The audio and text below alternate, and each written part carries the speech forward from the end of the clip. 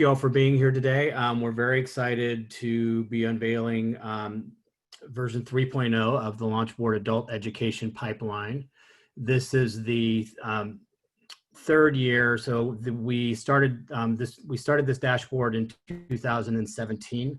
It was called out in a report that we did for the state legislature, working with adult education practitioners and community college non-credit programs back in 2017-18 to build an interface to capture comprehensive adult education outcomes for students in K-12 adult schools and community college non-credit programs. And it really tracks information. We'll cover this in more detail, but at a state level, at a regional level, it captures information for adult education consortia and for individual member agencies. And we'll go over that in more detail as we actually go into the interface. Karen? I'm prompting Karen to do the slides because I can't control them. So the main objectives for today, we're going to do basically four things. This is a fairly high level overview. We are not going to go into tremendous amounts of detail about how the calculations are structured, what all the data elements are that are included in the calculations. There is a metric definition dictionary that is available through the site where you can actually look at that level of detail, and we're working all the time to try and provide other kinds of resources to help you understand how the numbers are calculated and how the data is displayed. But we'll talk about an overview of the CAPE data universe, CAPE students, programs, and metrics. We will go into the adult education pipeline. We'll do a little bit of an overview of LaunchBoard in there and what's new in Build 3. We will do a demonstration of the pipeline. Karen's gonna be very brave and dive in and try and do a live demo of the tab. And then we'll have questions and answers and discussion. So like I said, this is a fairly high level overview of the tab. We won't be going into tremendous amounts of detail. This builds upon regional data trainings that we did across the state this last year, which looked closely at how the calculations are structured and other kinds of detail. If you have an appetite for that kind of thing, we actually encourage you to reach out to us and we can respond to your needs. Next. Hey, Maya, can you hear are my headphones right there? I'm hearing someone's right there on the audio in the background. If everyone could please mute, or Veronica, if you could mute everybody, except us. So why the California Adult Education Program? So the purpose of the tab. Okay, when you go in the bathroom, just tell me they're not on the counter. Ryan, is that you talking? You need to mute yourself. And he did. Yay. So the purpose of the California Adult Education Program, there's sort of several large overarching goals. Oh, Karen, go back, please. One is to improve access to post-secondary education for adult learners served in college non-credit programs or K-12 adult schools. Just to generally increase outcomes for adult learners in adult education and non-credit college programs, not just access to education or participation, but also increasing skills gains, increasing completion, increasing transition to post-secondary education, as well as employment outcomes. And just to generally increase access for adult learners to employment, higher earnings, and economic mobility. It really is equity. So if you think about what adult education is in California, it is the picture of equity if you look at the students served by the system who are overwhelmingly low income, students of color with high percentages of recent immigrants to the United States. Next. Like I said, this is very general. We're going to cover a couple broad categories of what's covered in the tab. First is the definition of a CAPE student. There are two categories of students that we track in the LaunchBoard in the pipeline. One is just generally an adult education student. It's a metric called adult served because that's the language used in AB 104, which actually created the Adult Education Block Grant Program, which is literally any student age 16 or over served at a K-12 adult school or a community college non-credit program with at least one instructional hour in a CAPE program area or who receives services. The reason for 16 is under WIOA because a large number of institutions who are CAPE agencies also receive WIOA Title II funding. They are allowed to serve students as young as 16, although generally that's not an allowable usage of CAPE funding itself. So we if students between 16 and 18 are reported to us, we do include them in the pipeline. Secondly is a category where we start actually looking at student outcomes, and that's called an adult education participant. And that is literally any K-12 adult education or college non-credit student with 12 or more instructional contact hours over the program year. And the program year is the same as the academic year for college folks here. So from July 1 to June 30th, if they have 12 instructional contact hours in any combination of programs, it doesn't have to all be in ESL or adult basic ed or CTE, they basically trigger then outcomes. So then we track outcomes for those students. So skills gains, transition, completion, employment outcomes are reported on any student with 12 or more instructional contact hours. College credit students are not reported through the adult education pipeline. They're not considered adult education students unless they are co-enrolled in a K-12 adult school or community college non-credit program. We don't exclude them if they're both taking adult education courses and college credit courses, because that kind of behavior is highly encouraged. We're looking for more blended strategies in adult education, where students are in adult ed and taking some college credit as a way of managing that transition into post-secondary pathways in the college universe. Next. This is the, so these are the 6 main CAPE programs. There are some sub-programs we'll talk about in a second, but it's nothing that should surprise you. ESL, so participants in English as a second language, adult basic education, adult secondary education, career and technical education, participants in programs for adults with disabilities, and those are generally considered to be programs that are dedicated to serve specifically that population, and a kind of wonky program area called adult participants in training to support child school success, which is called out in the legislation. That picks up a variety of sort of small programs, parenting programs, mentorship programs, focused on helping adult learners help their children or other children in K-12 systems improve performance. The top 4 programs here are what we call generally kind of the main or primary programs. As you can see, the overwhelming number of enrollments are in those programs. Those are duplicated counts, by the way. So if someone participates in an ESL program and a CTE program, they show up in both places. So this does not add up to the number of participants. It adds up to a number that's higher than the number of participants. Karen? So there are 3 CTE sub-program areas as well, just to be aware of. The CTE isn't a one-size-fits-all universe. So we have short-term vocational training, which is generally of 1 year or less at a K-12 adult school or non-credit program. When we talk about vocational training, generally kind of leading towards a specific occupation, it's occupational in nature. We have workforce preparation. We use the definition of workforce preparation used in WIOA, which corresponds very closely to what people think of as soft skills or 21st century workforce skills, so things similar to like the new world of work in the community colleges. There are a lot of institutions that have specific courses or programs just in workforce preparation. Or there are cases like in TOPS Pro Enterprise where you can actually code someone as having achieved workforce preparation skills, even though they're in a CTE program. The third category we capture is pre-apprenticeship, which is still a pretty small area of practice, but it's a very large area of emphasis by the state and a place where we're hoping to see an increase in the number of programs over time. Next. So there are 2 ways to kind of look at the metrics. The metrics kind of organize themselves into buckets, and I'll just sort of tip it off and say then the buckets are kind of organized around this kind of student journey.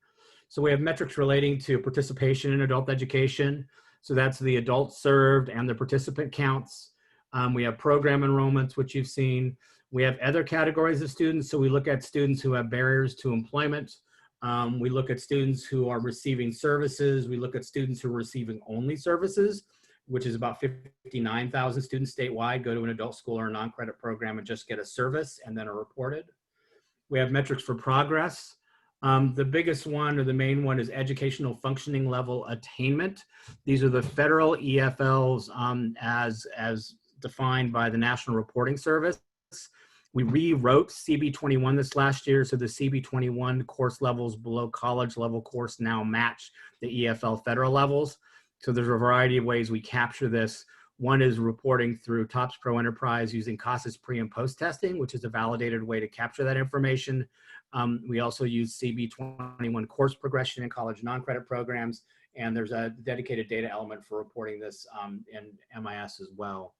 The other two are workforce preparation. So students in workforce preparation programs who are reported as having achieved a gain through TOPS Pro Enterprise, or who complete a workforce preparation course as coded under CB22.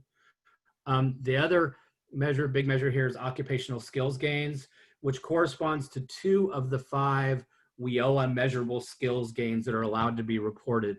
One of which is attainment of a workforce milestone, generally as defined by an employer, or demonstrated mastery of occupational skills based on administration of a test or an assessment. The occupational skills gain measure is still a little bit, we're still learning how to use it and manage it, and it's sort of work in progress. Other new things here that Karen will talk about a little bit later are we're now tracking students who enter college level math and English as well. So we're expanding the ways in which we're looking at progress over time. Transition, there's 2 main transition elements: adult basic ed or ESL to adult secondary education, and then transition to post-secondary, which is transition from adult basic education, adult secondary education, or ESL into any college for-credit program or CTE program, because many adult schools are accredited as post-secondary institutions. So we use someone transferring from basic skills into CTE as a kind of post-secondary transition. And then in completion, where we look at things like completion of diplomas or high school equivalency and post-secondary credentials, we actually break out the kinds of attainment there. So you can look at students who complete a CTE certificate in general, an adult ed CTE certificate, if they complete a low unit college certificate, a high unit college certificate, or an associate's degree. And finally, we have a variety of employment measures. Some of these are actually aligned to the specific WIOA measures, like employment 2 quarters or 4 quarters after exit. But we also look at wage gains, and we also look at students who've achieved a living wage. Then we have a variety of ways to disaggregate the data that are available across the site, and Karen will go into a little more detail on these. But almost any measure on the dashboard, you can disaggregate by race and ethnicity, by gender, by age, by program area, or by first time or continuing student, which is a new kind of drill down that we have where you can look if it's a student's first time adult education, what did they achieve, as opposed to students who are kind of continuing in the system. Next. And this is just reinforcing the fact that we really view the tab as being a student journey tab. And we'll talk about, there are 2 kinds of tabs in the dashboard. Some are more around accountability or educational reform, and some are more focused on really looking at a student journey. So, and part of the reason we do this is because we want practitioners to kind of think about where in the student's journey do we want to focus. You know, as educators, we like to do the top 100% of things well.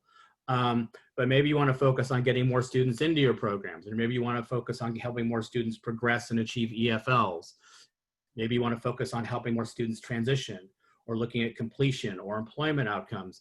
And then the idea is that we want people to use the tab to be able to drill down into the metrics and then think about what is the change we want to create, and then beginning aligning those to kinds of activities they could look at as part of a human-centered design process at their institutions. And so the structure of the tab is meant to support that kind of thinking or planning work. Next.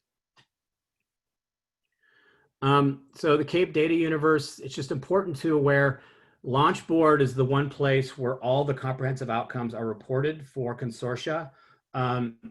But there's multiple kind of data systems that practitioners are having to navigate. So CASAS TOPS Pro Enterprise is the only source of data for students in K-12 adult education programs. Unitary student data is reported into TOPS Pro Enterprise, and then we get a cut of that data in the LaunchBoard and at Educational Results Partnership for actually building out the tab with the outcomes. Additionally, about 19, I believe, colleges also receive WIOA Title II funding, and so they report TOPS Pro Enterprise data for WIOA Title II purposes. So we look at both data sets for colleges to be sure that if a college is reporting an outcome for EFLs in TE related to WIOA Title II, that we actually pick that up. And then we have a small number of colleges who are reporting in top score enterprise, even though just because the students aren't captured in MIS, and that's only, I think, about 10 colleges statewide. Additionally, CASAS provides quarterly and end of year, they call them DIR reports to agencies for comparison with the agency data. Many adult schools have told me about the importance of this data for them to verify their enrollment counts, to look at what they're reporting into TE, and that's how they do data quality control. And I will say that, that as much as people aren't always in the college universe, real fans of pre and post testing and standardized tests, it does provide validated EFL completion data using CASAS testing instruments. And that's the only source of information we have for at least half the students in the system served at adult education K-12 schools. And we have NOVA on the right-hand side. NOVA is the primary mechanism for financial accountability and budget tracking. It's also a place where consortia are posting their 3-year plans and their annual plan updates. I think the CFAT information is also posted there. There are maybe at some point some additional kinds of data reported into there to kind of assist with return on investment issues. But we're hearing a lot of different things about how they're trying to expand the use of NOVA to make it more responsive. And finally, the LaunchBoard uses both the non-credit data reported by colleges through the regular MIS reporting process, the CASAS unitary student data files that they get through TOPS Pro Enterprise, and EDD data, and it matches those data sets. So we can identify if a student is co-enrolled in adult education and community college, if a student starts in adult education and transitions to community college, and it allows colleges, particularly WIOA Title II colleges reporting EFLs using CASAS, to have that data show up without us having to use CB21 course progression or another method to try and capture that data. It's the only source for complete consortium level data, because even for colleges reporting WIOA Title II data through TOPS Pro Enterprise, many of them are only reporting their WIOA Title II students. So those are students in adult basic education, adult secondary education, and ESL. And there are colleges who only report into TOPS Pro Enterprise for the students who are in courses that are supported by WIOA Title II. So it's not, we would love for that to be a complete data set for those colleges we could compare, but it means for your consortium data, you should look at LaunchBoard to see the comprehensive numbers. Now, we have done really in-depth data alignment with CASAS, looking at institutional level data to determine where there are differences in the counts we're getting. And at this point, we feel like we're getting pretty close in the counts related to what you think, what's being reported into TE and what we're showing on the LaunchBoard. Also, so the LaunchBoard is updated annually. There's no kind of quarterly refresh because of the way in which data trickles in across the year. For the MIS data, even if we did it on a term basis, it wouldn't be complete. And this is the data that the CAPE office has told consortia they should be using for their annual plan updates. Karen? So very quickly, we're just going to talk a little bit overview in the LaunchBoard, then Karen's going to talk more about the pipeline. So LaunchBoard is a partnership. It's really important to stress this. It's a partnership between WestEd and the Chancellor's Office, and WestEd and the Education Results Partnership, and CalPAS Plus, Delta College, the RP Group, and the Centers of Excellence. All of these organizations have input into what happens in the LaunchBoard in one way or another. RP provides invaluable background research. When the data looks wonky, we call Mark Beam and say, hey, could you look at the data and tell us why this looks like this? And they're also part of the testing protocols that we have as a part of this. Karen? So what is LaunchBoard? A lot of people have seen this. It's a whole suite of dashboards. The adult education pipeline isn't the only pipeline in there. It provides progress, employment, earnings outcomes for college pathways, adult education, K-14 career pathways, and tracks important accountability measures for key education reform initiatives like guided pathways, strong workforce, and the student success metrics are now there as well. When it was built, it was really meant to be a planning tool and not an accountability tool. That is morphed now that all of the tabs, except for the K-14 transition tab, are public. And so the legislature has several times called out, like strong workforce, they wanted it up in the LaunchBoard. K-12 strong workforce, they wanted it up in LaunchBoard. That's still a work in progress. Karen? So fast facts, the LaunchBoard was created because practitioners asked for it. And it was originally with CTE practitioners who said, we want to be able to tell our story. And to tell our story, we need to be able to see our data. So the idea was to provide a place for practitioners to look at information down to the kind of most minute kind of program level, to look at outcomes and progress for their students, to both kind of figure out how to improve their practice and to tell the story of their programs. Now it includes CTE and non-CTE programs, and this year we'll be providing things like labor market information and other kinds of economic data related to all college programs and not just CTE programs. It's designed to be relevant. It's aligned to legislative and CO priorities. When something new comes up in the chancellor's office, like the student success metrics, the LaunchBoard is a place where we put it, and it's the same team that actually built it there. There are multiple different types of displays, the different tabs, the different things.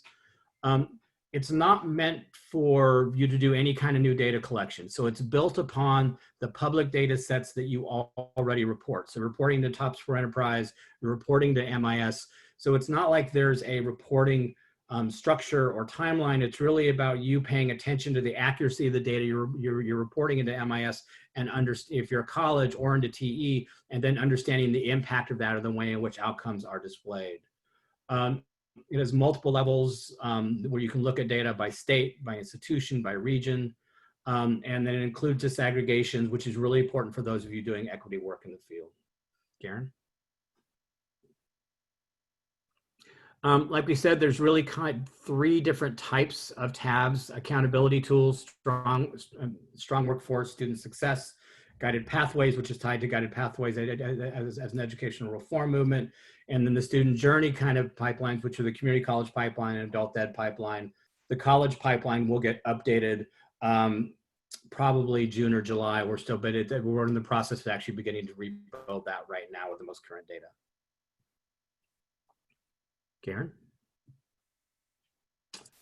I believe this is you. Yep. Were there questions we need to address right now, or?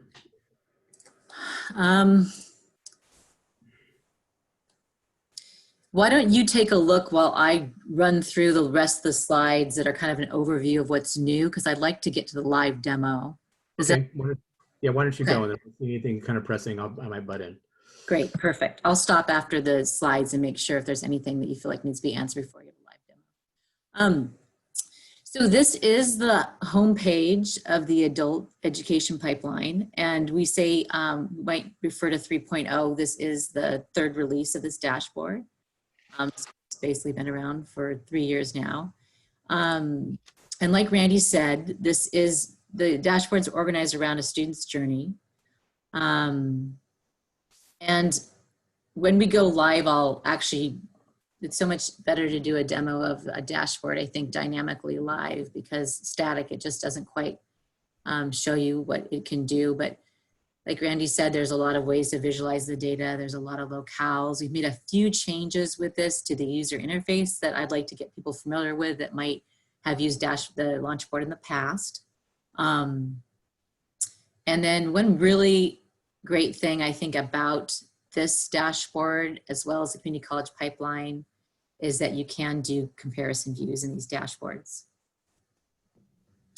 So 2019-20 was a year of metric alignment. We worked with CASAS and TOPS Pro over a year ago to try to align our definitions in terms of programs, populations, and outcomes. The CASAS team actually reviewed our metric definition dictionary and made sure that we had the TOPS Pro Enterprise calculations to match as best as possible what they would report on their reports, in their CAPE reports. We lowered the age to include 16 and over for TOPS Pro and COMAS to better align with the TOPS Pro data coming from CASAS. So these are all new things that we've done for this release, and it did release on May 8th. So it's been a couple weeks up now. There was a very important decision made by the Chancellor's Office and CAPE to not align to the reportable individual definition that you'll see on CAPE reports. So that's where you might notice some differences. So we are only including students that have either 1 or more program hours or contact hours, or they received a service. So there's a subset of students between 0 and 1 program hours that are included in CAPE reports, but that did not receive a service, that we are not including in our reportable individual adults served. And there's something in the FAQ about that if you want more information.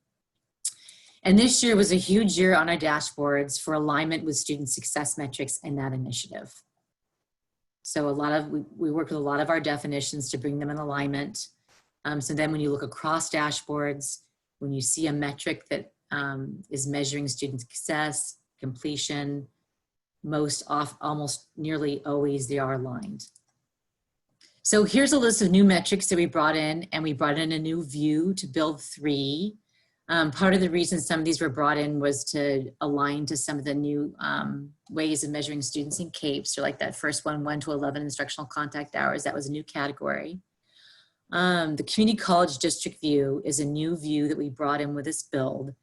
And we were required basically to do it because we receive a file from the TOPS Pro data. And for most of the community colleges, the data was reported at the community college district.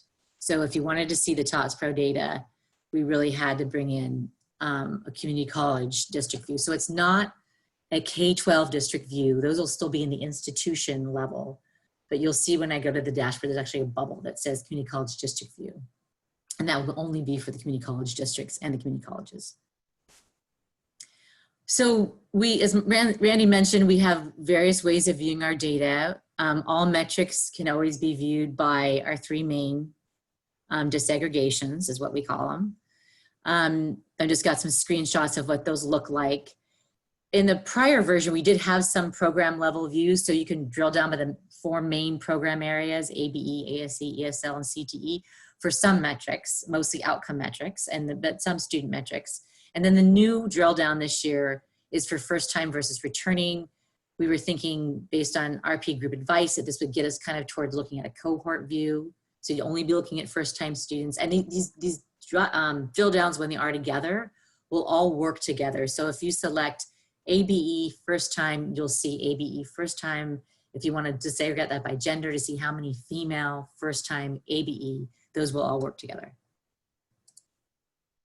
And there's one change we made that I just want to make sure that people are aware of to the reportable individuals in terms of the barriers to employment when we report that. So we have 2 categories now. If a student's ever been flagged as having one of the barriers to employment, or they're flagged in the selected year. So we have kind of 2 categories. There's some that we considered should always be flagged if anyone's ever been flagged. And so you'll see in the dashboard, there's 2 ways of viewing the barriers to employment now. And make sure to note at the bottom, so if you do want to record one of the barriers of employment on the right, then you have to make sure every year that that's going to be updated in your system. And we've tried to right here quickly provide the data element. And again, I'm going to go pretty quickly to get to the live, but this is a leave behind for people to reference. And now this is just a resource of things that we found very useful as we build the dashboard. I noticed this week that the Chancellor's Office MIS or COMIS data element dictionary is back up with links to all of its data elements. So here's the link, or you can just go to the Chancellor's Office website under data and you will find access to their DED. There's also the California Adult Education website. There's a Chancellor's Office Data Mart that is publicly available. It's been around for a very long time. It's not a dashboard, but it's actually tables of data that can easily be exported. There's many, many ways to export your data and look at your courses. Another resource we mentioned here is also the Chancellor's Office curriculum inventory system that tells you different information about your programs and courses as well. There's also the CASAS website. We've got resources on the LaunchBoard, and we will be posting a more thorough non-credit FAQ from some things we learned in the field over last year when we were out there doing some trainings. Okay, so let's switch over to the live demo. Unless, Randy, do you want to ask other questions? I have a couple questions that I'm going to answer real quick. Okay.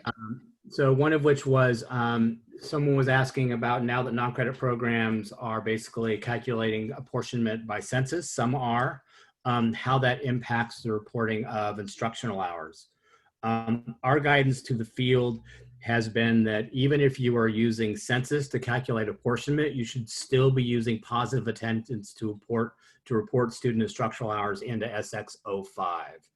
That the change in your apportionment calculation does not relieve you of the responsibility to be sure we look at those instructional hours. Because it's a system driven by progress as much as completion, it's important we look at see how many instructional hours students are completing to really understand kind of whether or not they're achieving outcomes based on the number of hours that they're in programs. Someone asked a question that with the fact that there's going to be an increase in the number probably of non-credit certificates offered, and we know there's going to be a crush of students coming back to adult ed, non-credit and credit programs as a result of the pandemic and recession. Would we be capturing transition from adult ed programs into non-credit CTE programs, which what I'm going to do is actually clarify how that definition is put together. You can achieve a post-secondary transition going from ABE, ASE, or ESL from an adult school, a K-12 adult school into a non-credit CTE program, and you can just as easily achieve a post-secondary transition by transitioning from ABE, ASE, or ESL in a non-credit program into a K-12 adult school. And so the transition works both ways. We will pick up all of those the way the calculation is structured. Can we see students in no programs? So under students and programs, we have a metric for service-only students, which would be students in no programs, and that's about 59,000 statewide. So we do capture that as well. And someone asked if it's updated yearly. When is it updated? Which I kind of know, but it's kind of a pain point because we thought this was going to be out in March and it obviously came out in May. So there's a lot of things that feed into when it comes out. Generally, it's going to be spring, ideally in March, but sometimes we get files from the chancellor's office after that, and then things occur during the build, or oftentimes we will have multiple tabs that require updates all at the same time, which is part of the issue this year. SSM and adult ed were on about the same timeline for release, so that impacts it, but look for it early to mid-spring, I would say generally. All right, Karen? Okay, so to get to the LaunchBoard, you can just Google LaunchBoard and you will, if this is the home screen for LaunchBoard with the links to all the dashboards. So we're gonna go into adult ed, and as Randy said, they were made public a little over a year ago, which was very nice for adult ed because there's no requirement of having a community college ID to be able to look at the dashboard. So again, this might look familiar from our PowerPoint slide. This is the landing page. There's 3 levels of data on the adult education pipeline and the community college pipeline. What I'm going to do is kind of go through, and you can see this, again, trying to mimic a student journey. I'm going to go into each of the views and then I'll pause and we'll see if there's any questions. So just a brief review then of what we've got up here on the I'll zoom in a little bit here so you can see a little bit better. So the home page is supposed to be just one metric from each of these parts of the student journey. I'm going to go back a year so we get the data for employment and earnings populated. So in order to measure a student, we want to make sure they've exited all adult ed and all community college. So we wait a year and then we look to see if we can find them in the EDD/UI wage data. We do a match on social security number. So for students that don't have a social security number, we would not be finding those students for employment and earnings. We know that's a larger portion of our students in non-credit than credit, but we do still think we get about 50 to 60%. So by going back a year here, I was able to see every metric then populated on the splash page that has just one metric for each area. And so here, these radials are what's been brought in to simulate a little bit of the look and feel of the student success metrics. So you can look statewide, you can look by region, and then when you select here, you know, it's going to only show you the colleges and the K-12 adult education providers over here in the institutions. And you can just start typing anything to see what's available. This would be the consortia level. Again, same thing. You can start typing anything you want to bring up a consortia, any kind of keyword. And then here's the new view that we have, the CC or community college district. So then as I tried to emphasize, this won't be USDs. Those you still would find here at the consortia level, and by institution, you can look for any kind of USD here. You'll see there's actually quite a few. And but this is only community college districts if you were to select that view. So I'm just going to stay at the statewide for now. And on the home page, or actually whenever you're actually navigating through the dashboard, you're always going to be able to download the dictionary. And this is a very huge document that is really to talk to the coders and data scientists at Educational Resource Partnership, or ERP. They're the ones that really build the dashboard to the specifications of the dictionary. And so this document is trying to explain to you all practitioners what you're looking at if you really wanted some detail, especially for like an institutional research office. And it's also to explain to the coders how they should code to meet the intent of the metric. The other thing from this page is that there'll be a detailed data comparison. Just by expanding that little plus, you'll be able to select, and you can select anything in here. I just don't advise comparing by year because we have time trends available. I'll show you that. But other than that, I try to keep my years the same, and then anything you want to do here to compare by region, that's available. I'll show you how that works in just a second when we're on display. That it would appear, it won't appear here on the tile page. And then just to make sure everybody's aware, down here way at the bottom, we have our resources, and these are all links to documents that we'll download or to libraries of resources. And then here's where we are being very explicit about all the data sets that we receive and the date on which we receive them by. As Randy mentioned, we receive flat files of data. And so this lets you know if you made a change, if you submitted a change to MIS for a prior year, and it was before the date that we received this, then we would not show that change in our dashboard. So that's just trying to make sure that it's really clear when we got the files. So one of these tiles, so the way to get into these tiles is to go into each of these view buttons. One that's unique to adult ed is the Aep Scorecard. And that has a subset of metrics taken from the different journeys, different parts of the student journey. Most of them are WIO, a couple are not. WIO Title II metrics. And so by clicking on these carrots, you'll see the time trend. These are all the years available of data that we had. You're almost always going to see this jump here. This is when the first year that we had TOPS Pro data available. And there's actually a note down here in every single graph to remind us that that's what's happening. And sometimes for K-12 providers, you're going to see them the data is just going to start showing here. So that's why we're going to see this huge jump happening as we started incorporating the TOPS Pro data. Here's our drill down for any kind of disaggregation. And once you make it up there, then you can go into any of these, any of the different metrics and expand them with the caret. Then you would see the drill down that you've selected. Same thing if you go to race and ethnicity. And for drill downs, then it goes away from time trend automatically, and it goes by the year that you selected up here. So if I want to see 2018-19, be sure to always hit view whenever you're navigating this top bar. Okay, and then now it's reset itself because I reset the year of data. I really did want to see what race ethnicity looked like for 18-19. All of our graphs will have a hover over, and it'll break down the data for you.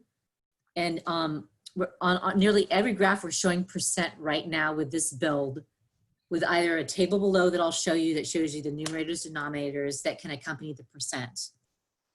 And then let me show you really quickly then how this detailed comparison would look if we were to go and let's say we wanted to compare a region, and then let's say we want to compare it maybe a consortia in that region. And let's do that, like I said, let's try to do the same year of data, although you could do two different years of data if you wanted to. And so what happens is it's going to remind you up here in this legend exactly what you're looking at. So this is East Bay versus the first consortia on the list, which is about Students Regional Consortium Riverside. And it shows you basically the percentage of the number of adults served. And of course, looking at that when it's a number count, right, at a region versus consortia, it's going to be maybe not that useful of information except for perhaps for trends. However, when you get down to here to this is a number of adults served, percent of adults served that are actually participants. You can see then that the consortia actually has a higher percentage of participants compared to its adults served than the region does. So these are some of the comparisons that you can do in the dashboard that just make it really dynamic. And again, you can do these disaggregations for the comparisons. And if you forget what color is what, which I do all the time, it always reminds you up here what you're looking at. Basically, this is a selection that you've made up in the top of the screen. The other feature we've brought in is that we're trying really hard for people, especially since it's public facing, to understand what they're looking at. So we've tried to provide a little longer explanation than just the title of the metric so that you know a little bit more information about what you're looking at. So that's what always underneath the title of the metric, you're gonna see a little bit longer explanation. So let me go back to home, and I'm gonna take off my detailed comparison by just clicking that.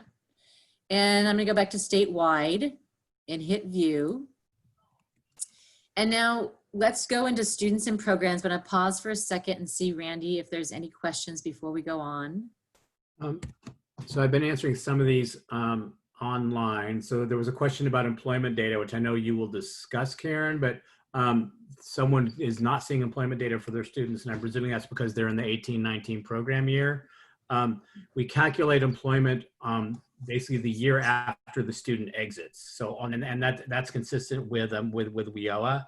So what that means for students enrolled in 18-19 program year, their employment data will populate next year. But if you go into 17-18, as Karen has here, you can see the employment data starts to show up. And I know it's inconvenient for everyone because we kind of want to know quicker than that. And it's also based on when EDD gets us the data because there's often a lag there as well.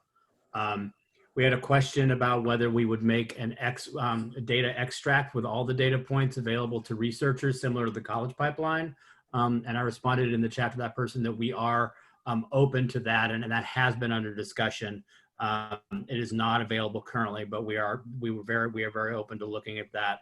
There are a number of things we're looking at for a version 3.5 potential update during the year, and that is something we could look at for that as well.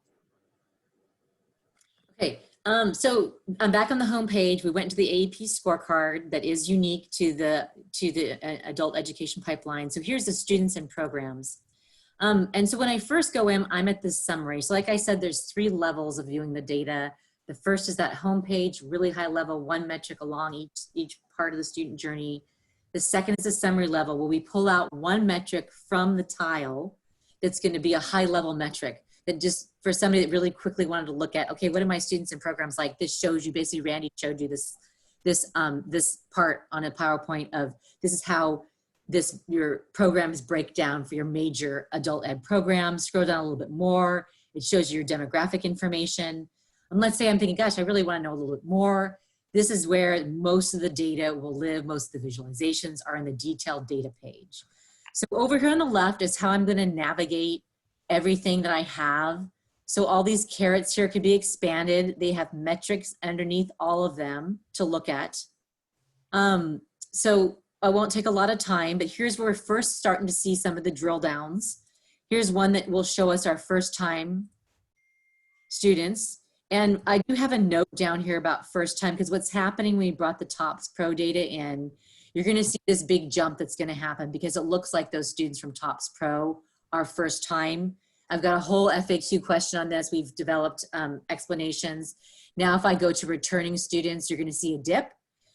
Next year when we rebuild, we probably will start with most of the graphs will start with our first year that we have TOPS Pro and COMAS data, so we won't be getting this anomaly where it looks like those TOPS Pro students are really first time just because we've never had them in the data set before. But that is a unfortunate because we didn't get TOPS Pro from way back when we started with the COMAS data to build.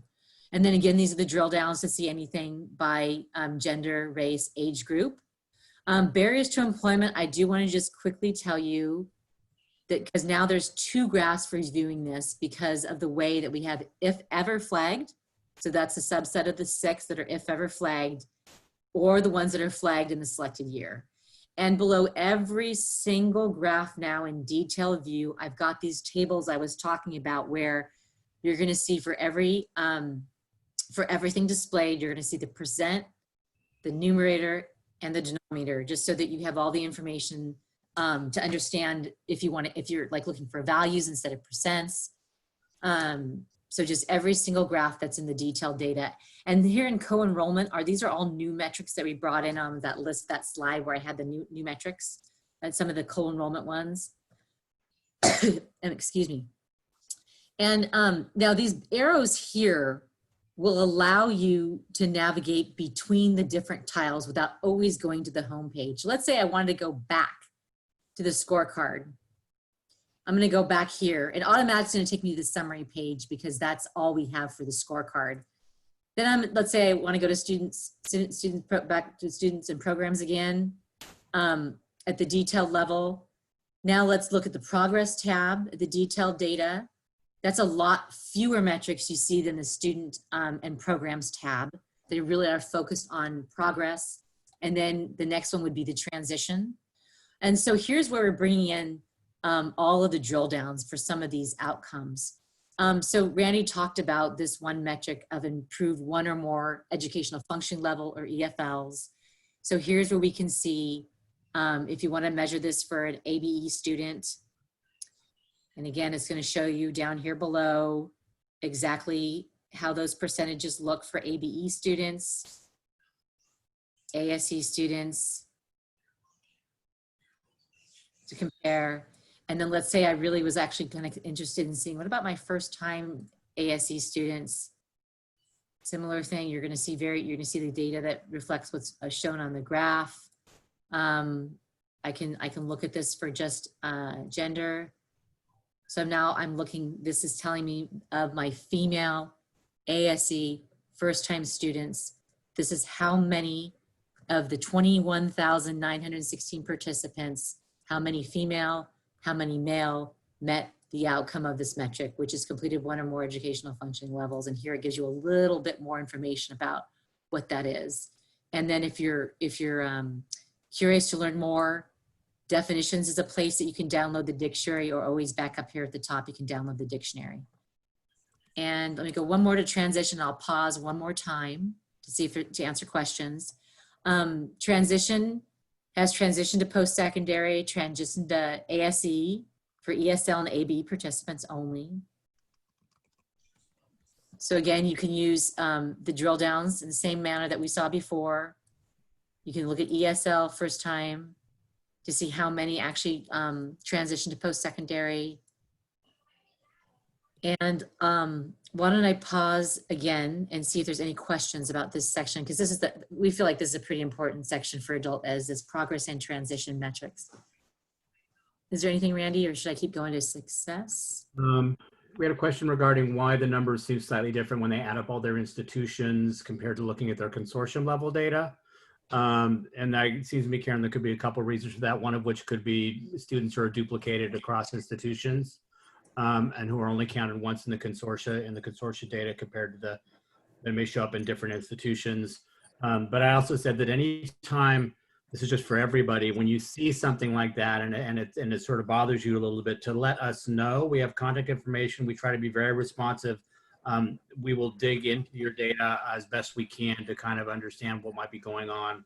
Oftentimes something doesn't make sense when you look at it in the LaunchBoard, and we'll actually go look at data mart or something like that to understand what's going on at your institution.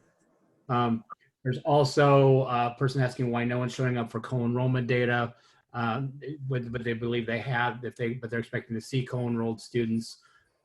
We would want to look at that situation to see why that might be the case and talk to them about how the students are being coded or showing up in the system. I don't have an answer off the top of my head, Karen, unless you have one. Well, yeah, so for this webinar, we didn't talk about the student match we do. So to be able to match our students in TOPS Pro and COMAS, the student ID that TOPS Pro uses is only unique to that institution. And so if students are in several, they're gonna have different IDs in TOPS Pro. COMAS, we sort of have the same thing between districts and colleges. So we can't use unique student identifiers. They do not talk to each other across COMAS and TOPS Pro. So we create something we call a derived key, first name, last name, date of birth, gender, and do a match, right? And so if any of those 4 fields are missing, we would not be able to match that student. So when we've done data trainings, we've made this very clear that those are very important fields to make sure. And we know there could be variations, and but that is the best and only way right now we know to match students. So what part of the reason might be that this matching of trying to look at students that might be in TOPS Pro versus COMAS. So Karen, we have questions that are kind of stacking up a little bit, and we've Okay. only got about 8 minutes. So maybe Yep. you want to get through a couple more things, and then I can go back to some of these questions and we can try and address them. Yeah, and people can stay on if needed, and we can make sure that we provide the answers. Great. Okay, so I'm going to go on to the success tab. And there's lots of ways to measure success. In adult ed pipeline, we actually look at a longer period than in some of our other dashboards. So if you want to, so like here, this is just the selected year. So these are the number of students who earned a high school diploma or equivalency in the selected year, right? So let's go to something like a low unit credit certificate. That we're allowing the selected or subsequent year all the way down to associate degrees, where we actually can only see data up here because we're actually looking out a number of years, allowing more time for that student to complete and get counted. And a new metric in here, which is something called the community college completers. And this definition is going to align to what is in the student-centered funding formula, essentially, and what is displayed in the student success dashboard for how we measure completers, which is a student has to be enrolled in the year, in the district, that the student earned the award. So that shows you that definition. And actually, it's quite a low number of students who've met that definition. And the last tile then, and again, remember these arrows to easily be able to go back and forth between the different views, because I know what happens to me is I'm looking at something and it makes me think, oh my God, I want to go back and see what did my program look like in the students tab. So I'm kind of constantly using these arrows to go back and forth. And a reminder, here's anywhere you can bring in this detailed data comparison. It will work the same as I said before.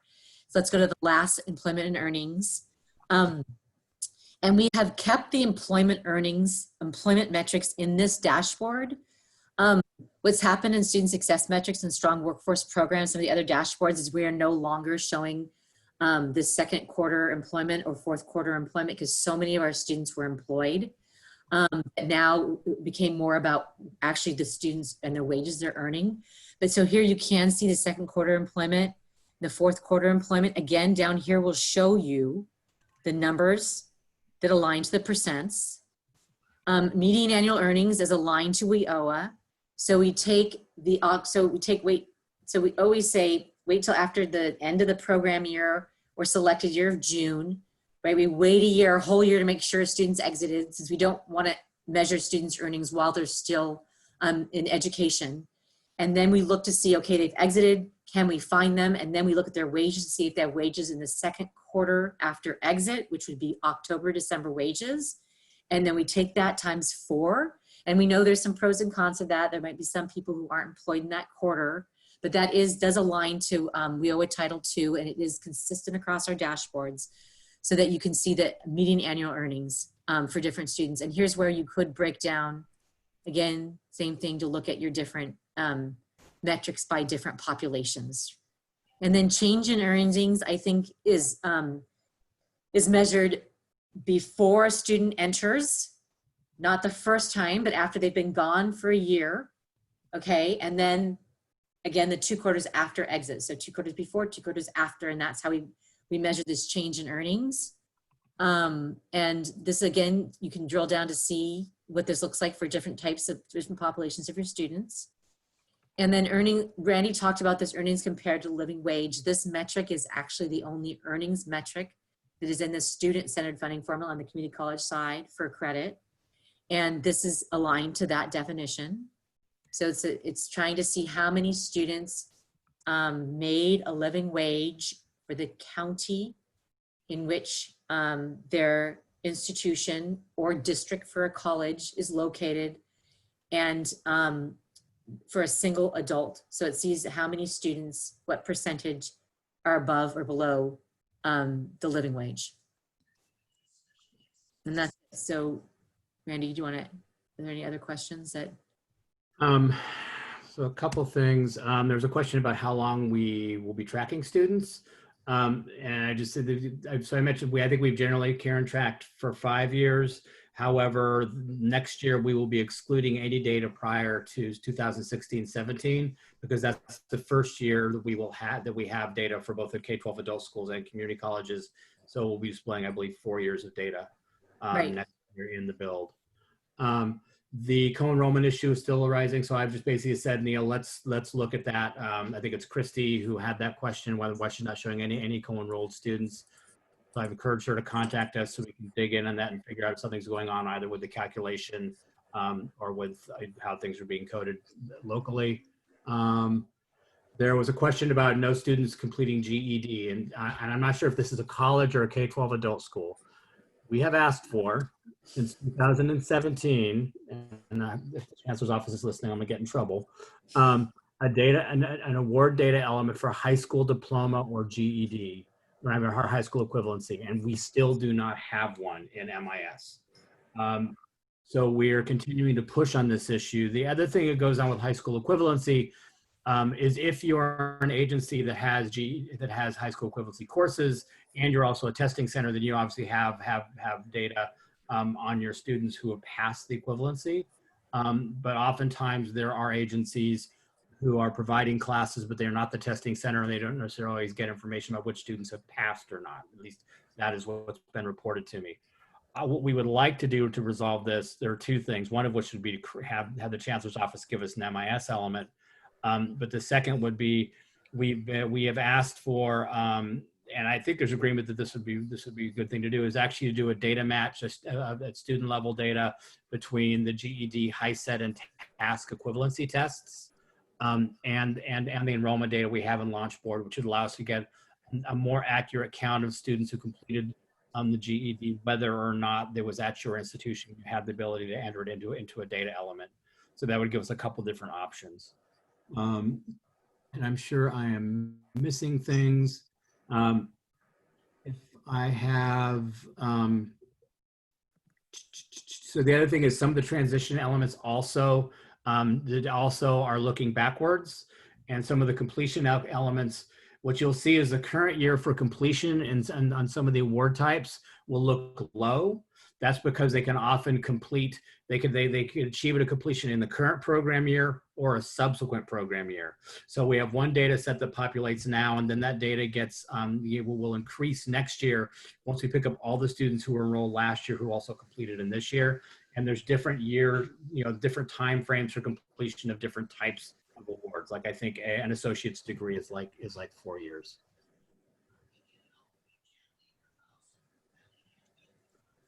Kelly has questions about her data. Once again, I think I can't talk about this. Once again, specific data sets for folks, we can talk about it. I do know that we have uncovered a lot of things around coding for data in a number of places that have also become problematic for us. So, Hi, Cindy.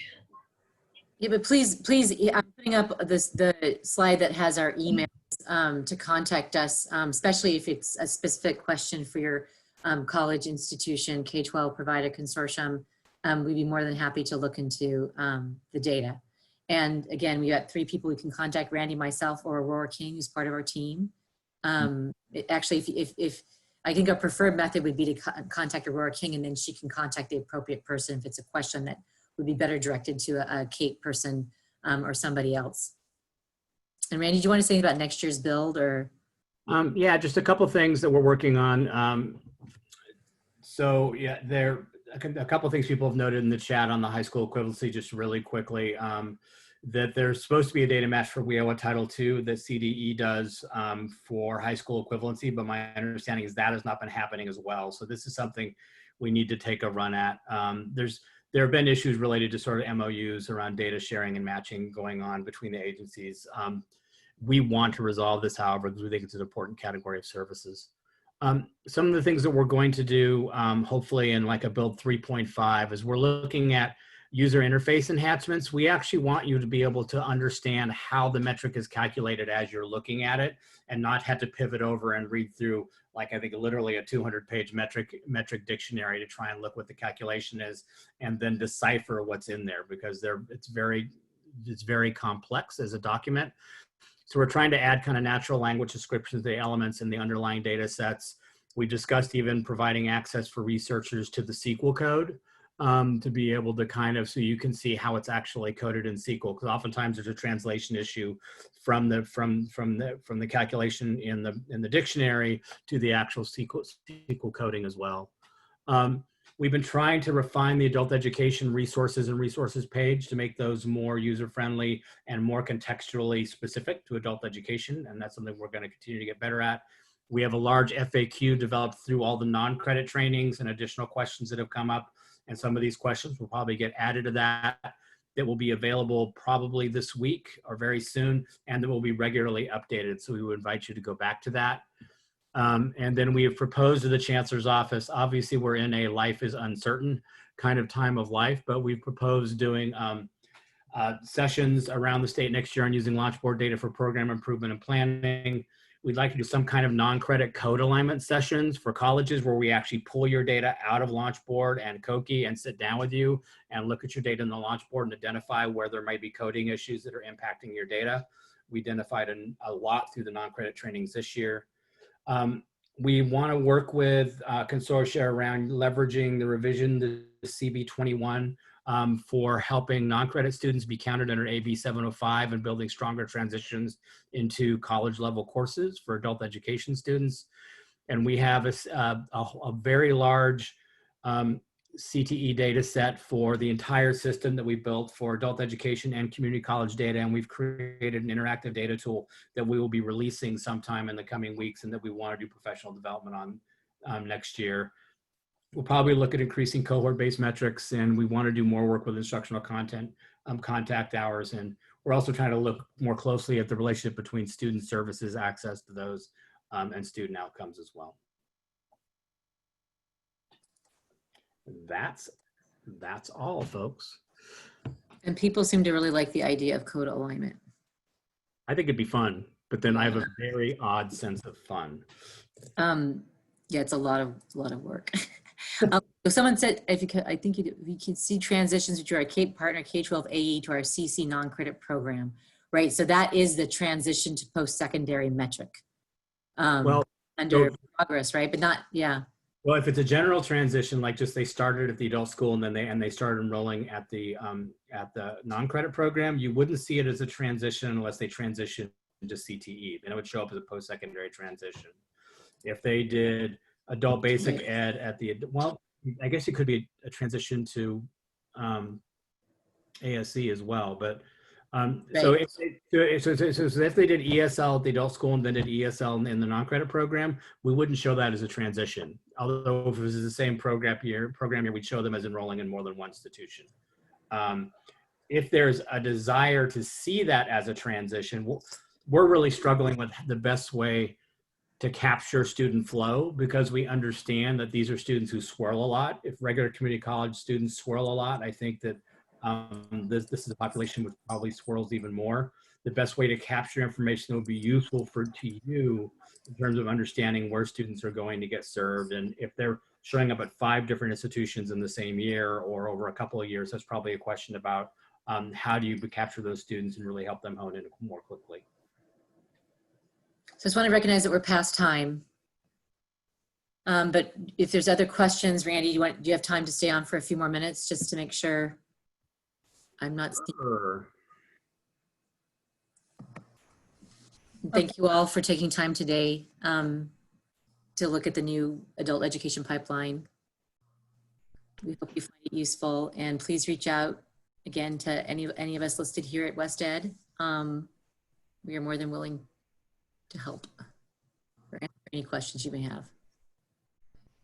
All right, thank you, Karen, and thank you, Randy, for today's presentation, and thank you all for participating. As I mentioned in the chat, I will be sending out the recording for today's webinar, as well as a copy of the PowerPoint presentation, which also includes all of the West Ed's team contact information, so that you can have further communication about your data in the LaunchBoard Adult Education Pipeline.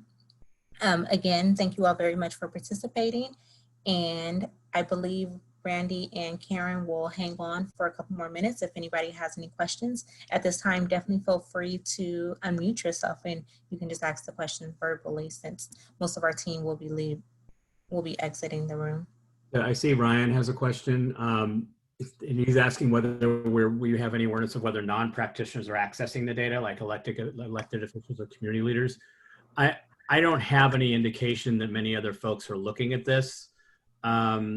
but I don't have any reason to think that they wouldn't. We actually, one of the big pushes to make it public was that the LAO's office desperately wanted to be able to look at the data and the information.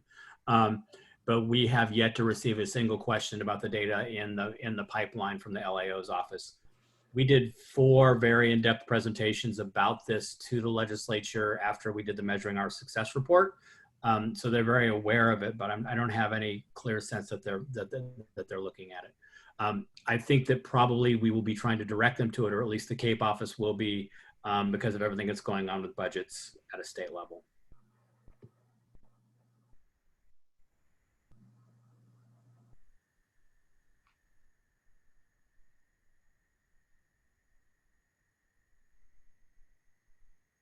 So someone's asking about a specific date, month of the launch will be updated.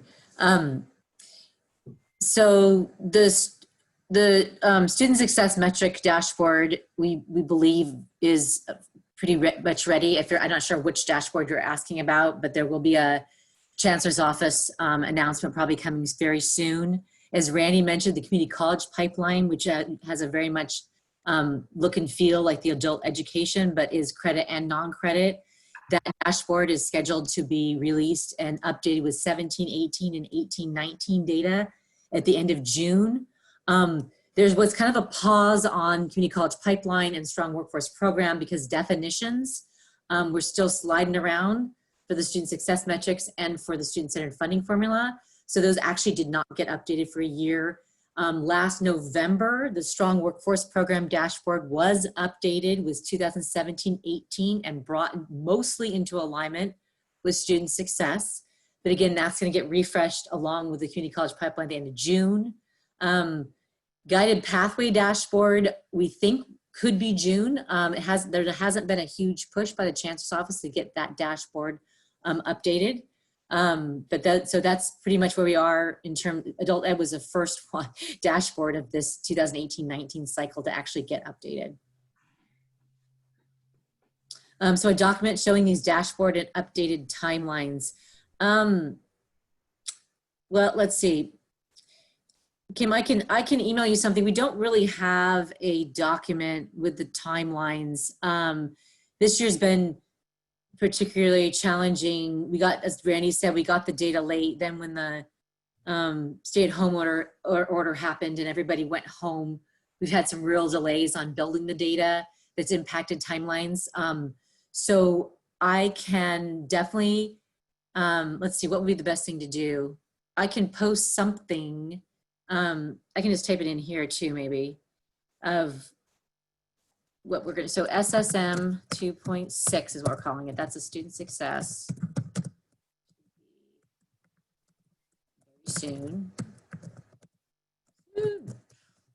It's pretty much ready to go. And then we've got soon, and then we've got community college pipeline. We're calling 2.0.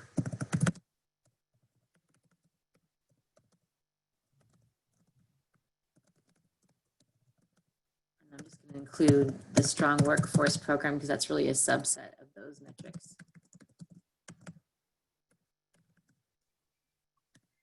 And then guided pathways.